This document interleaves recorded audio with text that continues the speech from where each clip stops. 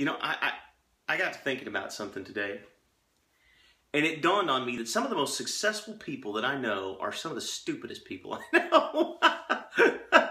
And some of the rudest people, and some of the most obnoxious people.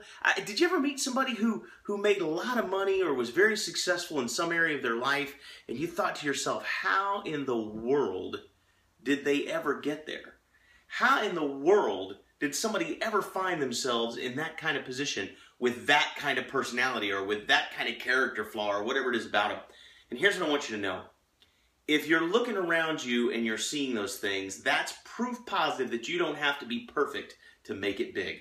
You don't have to be perfect to become financially successful, to have your business grow exponentially, to lead large numbers of people, to impact thousands of lives through ministry or through charity or through your works and your efforts or your words and your ideas. You don't have to be perfect. And we're all going to have character flaws, right? So the first thing it tells you is you don't have to be perfect to be successful. But the second thing, and this one's a little bit more insidious, is this. My mentor, one of the greatest men I've ever worked with, told me 10 years ago that your talent can take you where your character can't keep you. And so sometimes when we meet people who have these types of character flaws, well, maybe not character flaws, but we meet people that have personality flaws, let's call them that, right? Maybe they're really abrasive or maybe, who knows? And you wonder, how in the world did they get there? It's probably because they have impeccable integrity.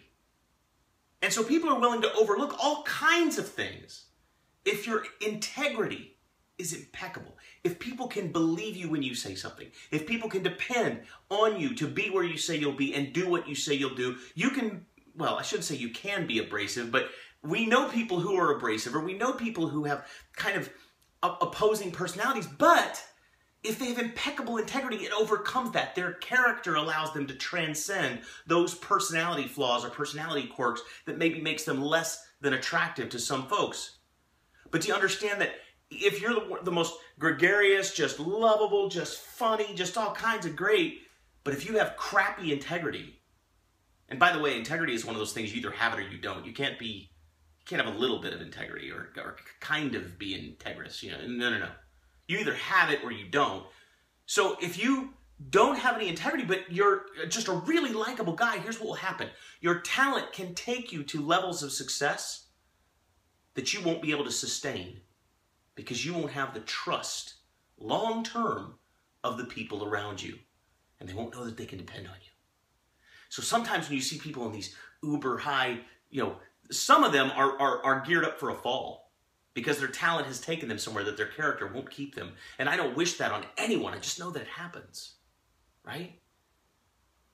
So 3 things that we can learn by looking at people that have been very successful, but yet you kind of scratch your head and wonder, how? Number 1 is if they have impeccable integrity. If they have impeccable integrity, that overcomes a lot. And that should be a lesson for you and me. Number 2, it tells us we don't have to be perfect, right? We obviously don't have to be the most perfect, the most attractive, the most all that. We just have to have integrity, and we have to have competence, and we can get there.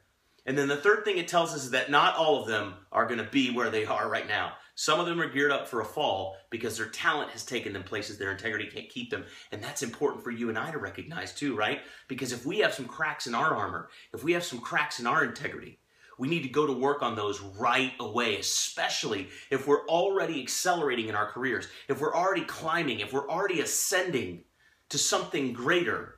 Because our talents have improved and our skills have improved, we need to make sure that our characters can keep us there. And that's the dose, guys. Go have a great week.